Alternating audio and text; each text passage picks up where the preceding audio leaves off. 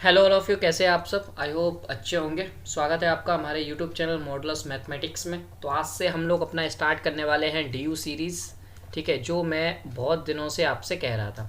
तो आज की वीडियो में हम लोग जो पहला स्टार्ट कर रहे हैं वो रियल से कर रहे हैं। आफ्टर डेट हम linear, group theory and R T and so many topics सबको कवर करेंगे। तो डी यू सीरीज़ में हम करने के वाले हैं, हम एसर्सन और रीजन टाइप्स के क्वेश्चंस को सॉल्व करने वाले हैं, उन पे कमांड बनाने वाले हैं। ठीक है, तो हर एक वीडियो में 5 to 6 क्वेश्चन सॉल्व करूंगा, जो कि बिल्कुल नए होंगे, नए तरीके से डिज़ाइन होंगे और ऐसा क्वेश्चन फ्रेम हो सकता है। तो चलिए मैं बना के कुछ क्वेश्चंस को लाया हूँ, तो हम लोग कर लेते हैं। ठीक है, तो जो क्वेश्चंस हैं बिल्कुल फ्रेश हैं। आप लोग बढ़िया तरीके से, पहले मैं आपको सोचने का टाइम दूंगा, उसके बाद ही मैं खुद सॉल्व करूंगा। और इसको मैंने लाइव इसलिए नहीं रखा है, आप लोगों से मैंने कमेंट लिया था कि इसको लाइव रखना चाहिए या रिकॉर्ड, तो आप सभी ने कहा था कि इसको रिकॉर्ड ही रखना चाहिए, और उसमें आपका ये भी है कि टाइम बहुत सेव हो जाएगा। ठीक है, तो चलिए स्टार्ट करते हैं। पहला क्वेश्चन जो है वो ये है कि मैं दो स्टेटमेंट बना के लाया हूँ। स्टेटमेंट वन, ठीक है, तो स्टेटमेंट वन क्या है कि आर इज अनकाउंटेबल।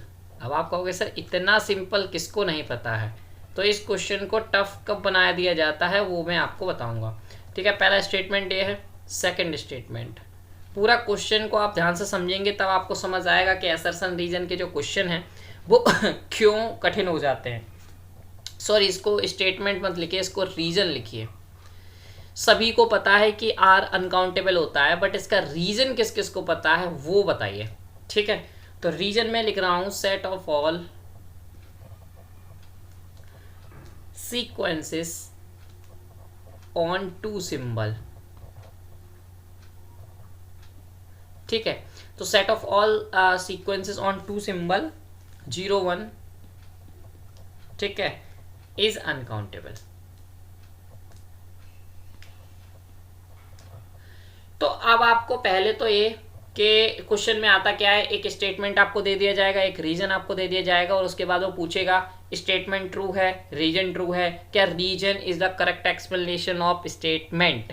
बस इसी में बच्चा फंस जाता है। तो आपको यहाँ पे यही देखिए, स्टेटमेंट वन में कुछ नहीं है, हलवा है, आर इज अनकाउंटेबल सबको पता है, तो स्टेटमेंट वन तो आपका ट्रू है। ठीक है, स्टेटमेंट टू देख लेते हैं। तो स्टेटमेंट टू क्या है, या फिर उसको रीजन कहें तो रीजन क्या है। तो रीजन आप 1 और 2 हटा सकते हैं, बेसिकली रीजन है तो वहाँ 1 और 2 लिखने की कोई ज़रूरत नहीं है। तो सेट ऑफ ऑल सीक्वेंस और टू सिंबल, तो कलेक्शन ऑफ ऑल दोज, इसको एक बार बना लेते हैं। क्या कह रहे हैं, set of all sequence. Sequence होता क्या है, आप ऑल सभी सीक्वेंसेस ले रहे हो, तो basically the domain is natural number and the को डोमेन इज 0 1। और आप इस टाइप के फंक्शन का कलेक्शन जो होता है वो सिमिलर होता है या फिर इक्वल होता है basically power set of natural number के, और दिस इज अनकाउंटेबल।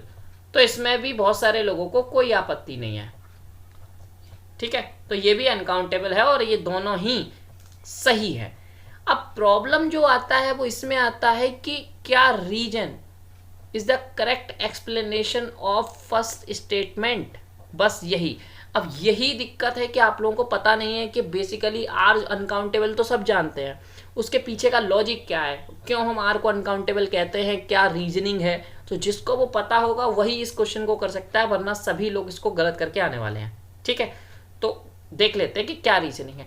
देखिए, जब हम कहते हैं कि sequence of two symbol, collection of all the sequence on two symbol, ठीक है, तो ये जो होता है इसका मतलब है कि बेसिकली हम बाइनरी में बात कर रहे हैं। ठीक है, पर हम जब रियल नंबर की बात करते हैं तो रियल नंबर आप जानते हैं कि रियल नंबर में आप कोई भी रियल का नंबर आप लो तो 0 से 9 तक के एलिमेंट्स को आप यूज करते हो, और उससे कोई भी रियल नंबर को आप कंस्ट्रक्ट कर सकते हो। तो आप ध्यान से देखो तो यहाँ पे तो 10 सिंबल है ना, डेसिमल में आप बात कर रहे हो, दिस इज डेसिमल फॉर्म। ठीक है, तो आप ये लॉजिक आप समझिए। अब यही बस मेन है, जब आप प्रूव कर चुके हो, एक थ्योरम होती है कि sequence of collection of all sequence और to symbol is uncountable.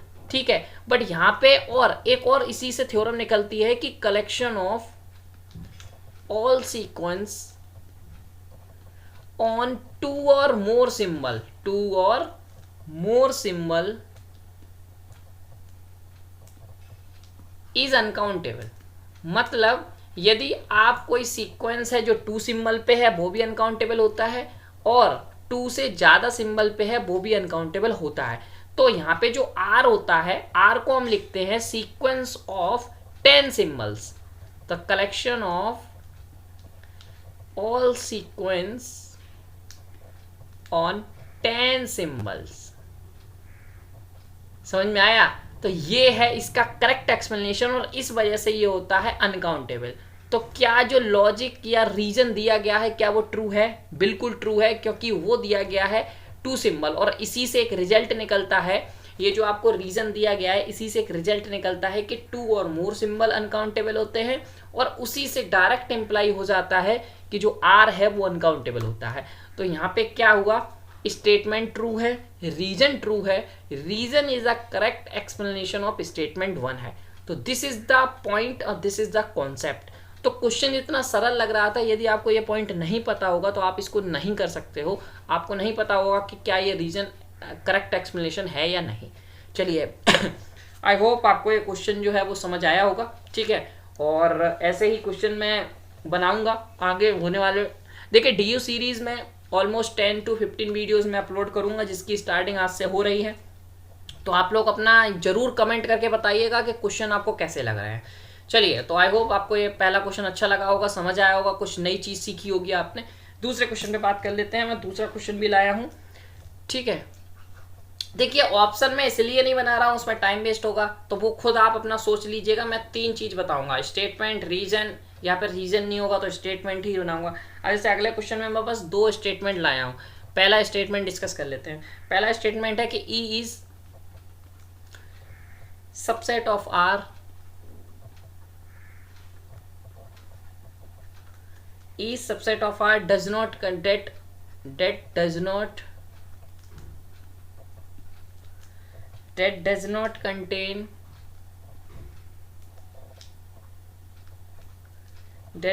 contain any of its limit point,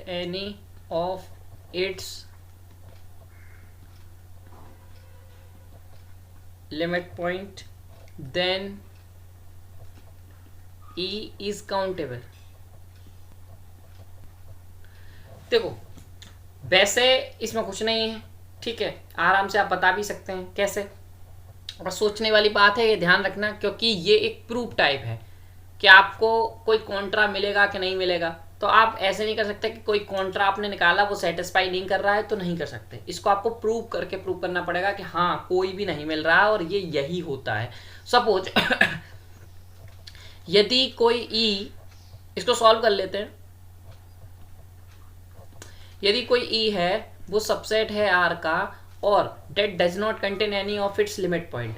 मैं सपोज मान लेता हूं कि E जो है वो अनकाउंटेबल है, ठीक है। जब E अनकाउंटेबल है तो अनकाउंटेबल होने के बाद क्या होता है, आप कोई भी E सेट लो, सपोज ये पूरी R है और ये कोई सेट E है, ठीक है, जिसमें ये एलिमेंट्स आ रहे हैं। यदि वो अनकाउंटेबल है तो उसमें बहुत सारे एलिमेंट, सपोज कोई भी एलिमेंट ये ले लिया A, तो यदि इसके नेबरहुड बनाओगे और इस सेट के ये जो A है, इस सेट A का E का एलिमेंट है, ठीक है। आपको ऊपर क्या कह रहा है उसको ध्यान रखिएगा, date does not contain any of its limit point, ठीक है। मतलब अपने उस सेट के पास कोई भी उसका लिमिट पॉइंट नहीं है, उस सेट के जो एलिमेंट्स है कोई भी उसका लिमिट पॉइंट नहीं होगा। तो यदि A E का लिमिट पॉइंट है, सॉरी A E का मेंबर है और E अनकाउंटेबल है, तो यदि आप उसका नेबरहुड बनाते हो तो हमेशा कम से कम एटलीस्ट 1 तो कॉमन आएगा ही आएगा, वरना अनकाउंटेबल एलिमेंट्स तो कॉमन आने ही हैं, ठीक है। सपोज A है ये और ये आपका A माइनस एप्सिलॉन, ये A प्लस एप्सिलॉन है और ये सेट E है, तो ऐसा पॉसिबल ही नहीं है कि इसमें और इसमें कोई कुछ कॉमन ना हो। 100% कॉमन होगा यदि ये अनकाउंटेबल होगा। सपोज ये काउंटेबल है तो काउंटेबल में कोई नेसेसरी नहीं है कि इसमें कोई भी एलिमेंट कॉमन आए, बिकॉज लिमिट पॉइंट में A जो है वो एक्सक्लूड कर देते हैं, तो कोई नेसेसरी नहीं है कि वो अनकाउंटेबल होगा। मतलब कहने का मतलब हमारा ये है कि यदि सेट अनकाउंटेबल होगा तभी हम कह सकते हैं कि उसके पास उसके लिमिट पॉइंट होंगे। यदि वो काउंटेबल होगा तब हम कह सकते हैं कि उसके पास जो लिमिट पॉइंट है वो नहीं होगा। क्यों? क्योंकि वो जो पॉइंट है वो हम एक्सक्लूड कर देते हैं, ठीक है, ध्यान रखना। तो वही उसमें कह रहा था कि यदि किसी डज नॉट, ये देखो इसका जो रिवर्स है वो सेटिस्फाई नहीं करता है, बट ये थ्योरम बिल्कुल सेटिस्फाई करती है। यदि किसी के पास उसके लिमिट पॉइंट नहीं है तो वो काउंटेबल होगा। बस इसका रिवर्स क्या है, यदि कोई काउंट ई इज काउंटेबल तो क्या इंप्लाई करेगा कि उसके पास उसके limit point does not contain limit point? ऐसा नहीं है। क्यों?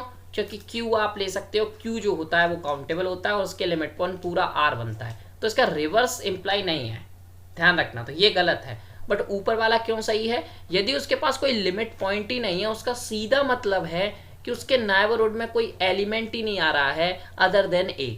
इसका मतलब क्या है? को भी बेसिकली वो आइसोलेटेड पॉइंट है, ठीक है, और तो क्या हो गया? काउंटेबल हो गया। Got it? तो ये ध्यान रखिएगा। ओके, तो पहला स्टेटमेंट जो है वो आपका क्या हो गया? ट्रू हो गया। यदि किसी सेट के पास does not contain any of its limit point then E is countable. Okay, next second statement करते हैं। सेकंड स्टेटमेंट क्या है कि यदि ए नॉन जीरो है और बाउंडेड सेट है, ठीक है, बाउंडेड सेट है, बाउंडेड सबसेट है एक तरीके से आर का, bounded set which is subset of R, ठीक है, और ये इस तरीके से डिफाइन है, x is collection of R such that x is greater than equal to a for all a belongs to a is open, ठीक है, और वो सबसेट ऑफ आर है। ये तो साफ दिख रहा है क्योंकि कलेक्शन आर से आ रहा है। तो क्या ये ओपन होगा, क्या ये क्लोज्ड होगा? देखिए कभी भी ये जो इनइक्वालिटी है इसमें इक्वल आ रहा है, क्या आ रहा है? इक्वल आ रहा है, तो ये हमेशा क्लोज्ड होता है। क्यों होता है? अब ध्यान से देखो, इसमें कलेक्शन किस टाइप का आएगा? इसमें कलेक्शन आएगा क्लोज्ड ए टू इन्फिनिटी, यही आएगा, बिकॉज कलेक्शन जो है वो एक्स आर से आ रहा है और ए कोई सेट का एलिमेंट है, तो हमेशा इस टाइप का एलिमेंट बनेगा और दिस इज ऑलवेज क्लोज्ड। किसी को कोई दिक्कत नहीं होनी चाहिए, ठीक है, बिकॉज इसके जितने लिमिट पॉइंट्स है वो इसी में कंटेन कर जाएंगे, that why this is close set. Okay, clear है? तो ये ऑप्शन क्या हो गया? ये ओपन कह रहा है, तो ये तो हो नहीं सकता, डेट मीन्स ये रॉन्ग है, ठीक है। यदि यहाँ पे ये इक्वलिटी नहीं होती तो एक सेट कैसा होता है? ए ये, तो ये ओपन हो गया, ठीक है। तो ओनली खेल जो है वो लिमिट पॉइंट का है, ए लिमिट पॉइंट तो होता बट उसके अंदर बिलोंग नहीं करता, तो इसकी वजह से वो क्लोज्ड फेल कर जाता, बट इक्वलिटी होने की वजह से वो क्लोज्ड हो गया। तो ध्यान रखना, कभी भी इक्वलिटी आती है यहाँ पे तो वो क्लोज होता है और नहीं आती है तो वो क्लोज्ड नहीं होता है, ठीक है। चलिए, तो ये दोनों बढ़ा दिया। अब आपका क्वेश्चन ये होना चाहिए इन दोनों में तो कोई कनेक्शन है ही नहीं, ठीक है, तो ये दोनों में तो एक्सप्लेनेशन का तो कोई काम है नहीं, बस स्टेटमेंट कौन सा ट्रू है और फॉल्स है वही पूछा गया था। चलिए नेक्स्ट क्वेश्चन जो मैं लगा के लाया हूँ ये सीक्वेंस का है। इस वाले पूरी वीडियो में मैं रियल एनालिसिस के 3 चैप्टर को कवर किया हूँ, काउंटेबिलिटी, अनकाउंटेबिलिटी, पॉइंट सेट टोपोलॉजी और sequence series, sorry sequences, series, function of one variable और रीमान इंटीग्रेशन, और सबको मैं नेक्स्ट वीडियो में कवर करूँगा। यदि आप लोगों का रेस्पॉन्स अच्छा रहा, आप लोग को अच्छा लगता है तो देखते हैं फिर आगे। चलिए थर्ड क्वेश्चन में आपसे फर्स्ट स्टेटमेंट कह रहा है, ध्यान से समझिए इस चीज़ को, कि an माइनस an+1 जो है वो टेंस कर रहा है 0 को as n tends to infinity. ये आपको क्वेश्चन दिया गया है, दिस, और ये जो दिया गया है क्या दिस इंश्योर, ये जो चीज़ ऊपर कही गई है क्या ये इंश्योर करती है कि जो सीक्वेंस an है वो कन्वर्जेंट है? तो ये आपसे एक स्टेटमेंट दिया गया है, तो इसको आपको करना है। तो सबसे पहले यदि इंश्योर करती है तो प्रूव करो, यदि इंश्योर नहीं करती है तो डिस्कार्ड करो, और डिस्कार्ड के लिए आपको कॉन्ट्रा बनाना पड़ेगा। तो करिए कॉन्ट्रा। सपोज मैं an को ले लेता हूँ समेशन 1/n, तो जब समेशन 1/n लोगे और यहाँ पे समेशन 1/n+1 लोगे और इनको जब घटाओगे तो आपको क्या बचेगा? 1/n+1 बचेगा, है ना, यही तो बचेगा ना, ठीक है। और ये टेंस टू 0 हमेशा जाता है जब n टेंस टू इन्फिनिटी, तो सारी कंडीशन फुलफिल कर रहा है। क्या an कन्वर्जेंट है? नहीं है, क्योंकि this is divergent, so A overall an is divergent. बोलो समझ आया? आई होप आपको समझ आया होगा। ये जो ए एन है यहाँ पे पूरी कंडीशन फॉलो कर रहा है, 0 पे जा रहा है as n tends to infinity, and जो ए एन है समेशन 1/n वो फिर डाइवर्जेंट होगा, कन्वर्जेंट नहीं होगा। ठीक, नेक्स्ट स्टेटमेंट। तो ये कॉन्ट्रा आपके पास बहुत ज़्यादा होने चाहिए, अदरवाइज आप नहीं कर सकते। सेकंड स्टेटमेंट क्या कह रहा है आपसे? सेकंड स्टेटमेंट कह रहा है कि समेशन, इसी को थोड़ा एक्सटेंड करें हैं बस, कि ए n minus a n plus one, A n minus a n plus one, ऊपर वाले में मैंने क्या कहा है प्लस, ये माइनस भी आ सकते हैं, ठीक है, माइनस करा रहे हैं ना, ठीक है, तो इज कन्वर्जेंट, बट ऊपर मॉड है तो माइनस नहीं आएगा, ओके, तो हटा दीजिए, पहले में सही था, ओके। तो summation a n minus a n plus one is convergent, और क्या ये इम्प्लाई कर रहा है कि ए एन जो है वो कन्वर्जेंट होगा? ठीक है, तो ये आपका क्वेश्चन है। आप सोचिए। तो चलिए इसको, यदि आपके पास डिस्कार्ड के लिए कोई एग्जाम्पल नहीं है तो आपको क्या करना पड़ेगा, आपको रीजन देना पड़ेगा। तो सपोज ये कन्वर्जेंट है, इसका मतलब क्या है कि ए n minus a n plus one convergent होगा। ठीक है, इसका मतलब क्या है कि समेशन ए एन कन्वर्जेंट होगा। नहीं, समेशन ए एन क्यों होगा, रुकिए, देखिए यहाँ से रीजन सुनिए। जब summation a n minus a n plus one convergent है, इसका मतलब समेशन ए एन, मतलब दो, बेसिकली दो सीक्वेंस का डिफरेंस जो है वो कन्वर्जेंट है, तो सीक्वेंस भी कन्वर्जेंट है। तो यहाँ से डायरेक्ट ही कह सकते हो, क्या लिखने की जरूरत है, समझ गए? ठीक है, जिसको यहाँ से दिक्कत हुई हो बता सकता है, ठीक है, ओके। तो ये जो इधर वाला चीज़ है वो आराम से क्लेम हो रहा है, तो ये भी क्या हो गया आपका, ट्रू हो गया। ऊपर वाला क्या हो गया आपका, ये फॉल्स हो गया।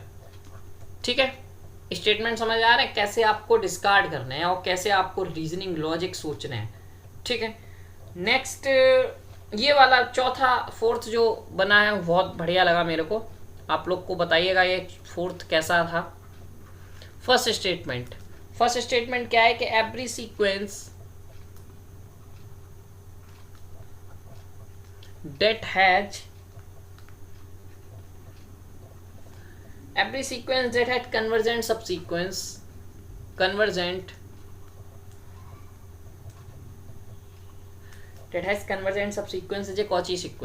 is a Cauchy sequence, ठीक है। सेकंड स्टेटमेंट भी सेम है, every sequence that has convergent subsequence is a bounded sequence, नहीं, convergent subsequence is a bounded sequence, ठीक है, ठीक है। थर्ड में ये है कि कोई सीक्वेंस है sine N has convergent subsequence, ठीक है। तो ये तीन पहले कर लेते हैं, उसके बाद हम फोर्थ निकलेंगे क्योंकि नीचे फिर स्पेस नहीं है। चलिए, पहला कह रहा है कि every sequence that has convergent subsequence is a Cauchy sequence. तो आप सीधा एग्जांपल ले सकते हो, -1 की पावर n, इसके पास कन्वर्जेंट सबसीक्वेंस है। सबसीक्वेंस कैसी देख लेते हैं। -1 की पावर n को जब आप ओपन करते हो तो एक 1 आता है, एक -1 आता है, ये ऑड पे आता है, ये इवन पे आता है, तो इसकी सबसीक्वेंस 2 इसके पास हैं, ठीक है, 2 तो हैं ही हैं, और भी बहुत सारी हैं, 2 तो हैं ही हैं, तो 2 ये वाली आप इवन ले लो, ये कन्वर्जेंट है, और समझ में आ गया। बट जो सीक्वेंस है वो देखिए, every sequence that had convergent सब सीक्वेंस, ठीक है, ये कौन-सी सीक्वेंस नहीं है, तो ये क्या हो गया, फॉल्स हो गया। नेक्स्ट पे आते हैं, वो ये कह रहा है कि कोई सीक्वेंस दैट हैज कन्वर्जेंट सब सीक्वेंस जो होगी वो बाउंडेड सीक्वेंस होगी, यही है आई थिंक, ठीक है, ओके। तो बना लेते हैं एक an is equal to 1/n और n, ये आप कर लो n इज इवन और ये कर लो n इज ऑड,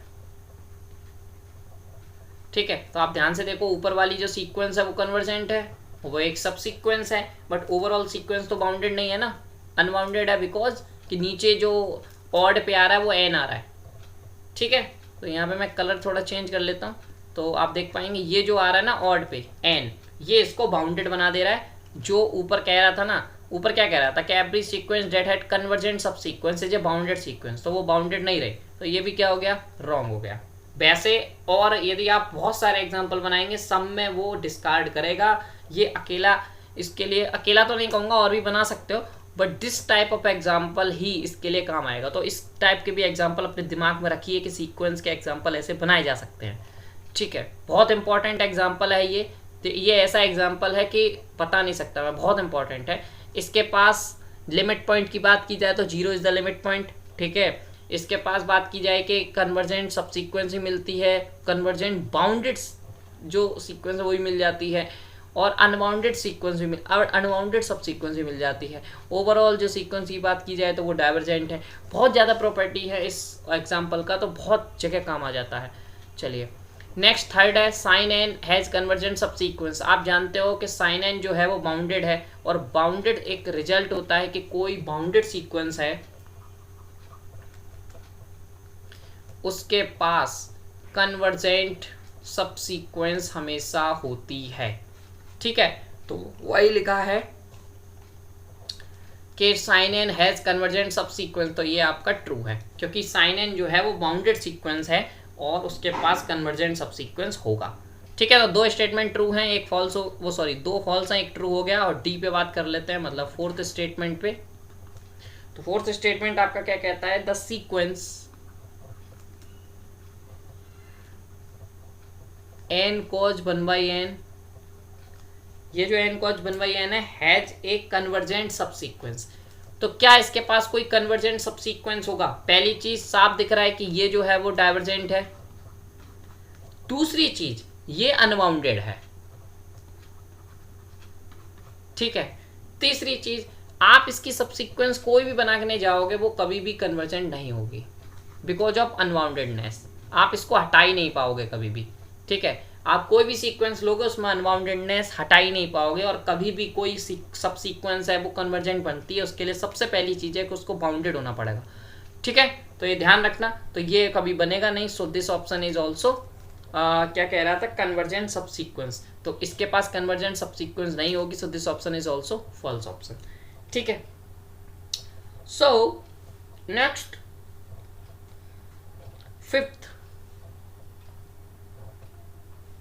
तो फिफ्थ नंबर क्वेश्चन पे देख लेते हैं। फिफ्थ नंबर क्वेश्चन क्या है, लेट। देखिए ये क्वेश्चन है तो बहुत इजी, बट बस यही है कि आपको देखिए, पहले देखिए, लेट एस एन दिया गया है 1 plus factorial 2 plus dot dot up to factorial n, ठीक है, for all n belongs to natural number. अब पहला statement, second statement and third statement. पहला क्या है कि जो सीक्वेंस एस एन है वो कन्वर्ज कर रही है in Q, okay. Second statement क्या है कि एस एन इज कॉची, ठीक है, but not converge in Q, ठीक है। एंड थर्ड स्टेटमेंट है आपका S N is not Cauchy.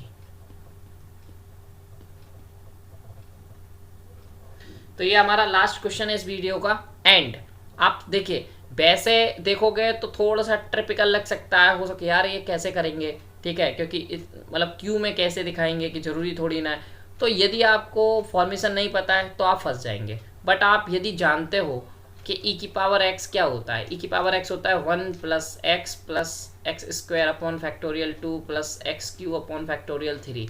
यदि मैं इसमें x की जगह 1 रख दूं तो क्या आएगा, 1, यहाँ पे भी फैक्टोरियल 1 कर लो, 1 upon factorial 1 plus 1 upon factorial 2 plus 1 upon factorial 3। तो बेसिकली यही तो एस एन है, ठीक है। तो देखा जाए एस एन जो है वो कन्वर्ज किस पे कर रहा है, ई पे कर रहा है, और ई क्या होता है, इरेशनल नंबर होता है, ठीक है। तो यहाँ से आप देख लो, बस हो गया क्वेश्चन। बट यदि आपने इसको विजुलाइज नहीं कर पाया तो ऐसे क्वेश्चन भी जो सीरीज फॉर्म में होते हैं, या सीरीज भी आपको याद करना है, तो आपको सिंपली क्या है, S N converges in Q गलत, S N is Cauchy but not converge in Q ये सही है, S N is not Cauchy ये भी गलत हो गया। तो सेकंड ऑप्शन इज करेक्ट। मतलब यदि आपने एक बार में ही इसको ऑब्जर्व कर लिया तो आपके लिए बहुत आसान है कि फिर स्टेटमेंट को करना। तो यहाँ इस क्वेश्चन से हमने ये सीखा, यदि आपको कुछ दिया है उसके ऊपर स्टेटमेंट बना के दिए हैं तो आपको उसको विजुलाइज करना है कि उससे कितनी डिटेल आप निकाल सकते हो, यदि आपके पास सारी डिटेल आई, आप तुरंत एक ही बार में सारे ऑप्शन जो भी स्टेटमेंट है उसको आराम से आप डिस्कार्ड कर सकते हो। ठीक है, ये वाला क्वेश्चन फोर्थ मुझे बहुत पसंद आया। क्यों? क्योंकि इसमें सीक्वेंस का अच्छा खासा नॉलेज आपको होना चाहिए, आपके पास एग्जाम्पल होने चाहिए, अदरवाइज आप यहाँ पे डिस्कार्ड ही नहीं कर पाओगे, आपको पता ही नहीं चलेगा कौन सा ट्रू है कौन सा फॉल्स है, क्योंकि सारे लगेंगे कि हाँ ये ट्रू हो रहा है। ठीक है, तो डिस्कार्ड के लिए बहुत सारे एग्जाम्पल आपके पास इकट्ठा होना चाहिए, जिसमें ये वाला एग्जाम्पल जो है ये दोनों ही बहुत इंपॉर्टेंट है, तो दोनों ही अपने पास आप रखिए। और ये वाला तो बहुत ही प्यारा था कि यदि आपको ये इसका भी एग्जाम्पल बनाना आपके लिए आसान नहीं होगा, यदि आप समेशन में नहीं सोचेंगे तो आप इसका कॉन्ट्रडिक्शन नहीं बना पाएंगे। ठीक है, तो जो भी क्वेश्चन है मैं सजेस्ट करूंगा आप लोग पहले खुद सोचते फिर आप करिए, और नेक्स्ट वीडियो से यही करना कि आप लोग पहले क्वेश्चन देख के खुद सोचो, उसके बाद ट्राई करो, तब आपको पता चलेगा कि वो क्वेश्चन में क्या दम है। ठीक है, अदरवाइज ऐसे समझ नहीं आएगा, क्योंकि मैं करा दिया हूँ तो फिर आपको समझ नहीं आएगा कि उसमें आपने क्या सीखा। ठीक है, आई होप आपको जो ड्यू का फर्स्ट लेक्चर है ड्यू सीरीज का वो पसंद आया होगा। मिलते हैं नेक्स्ट लेक्चर में, जिसमें रियल के बचे हुए टॉपिक्स के क्वेश्चन बना के लाऊंगा, जल्दी लाऊंगा। आई होप कल आपको अपलोड मिल जाएगी। Thank you so much for watching this video. Bye bye, take care. हाँ, कमेंट में ज़रूर बताइएगा कि आपको बेसिकली जो वीडियो है वो कैसा लगा, क्वेश्चन का लेवल कैसा लगा, और आप क्या चाहते हैं, किस टाइप के क्वेश्चन ज़्यादा चाहते हैं। तो नीचे कमेंट बॉक्स में अपने टॉपिक भी आप बता सकते हैं, किस टॉपिक के आपको जल्दी चाहिए। तो मैं वेट करूंगा, क्योंकि कल वीडियो बनाऊंगा तो आज रात तक वेट कर लूँगा कि कौन कौन से टॉपिक आ रहे हैं, और ट्राई करूँगा कि उनके क्वेश्चंस में ज़्यादा करा पाऊँ। ठीक है।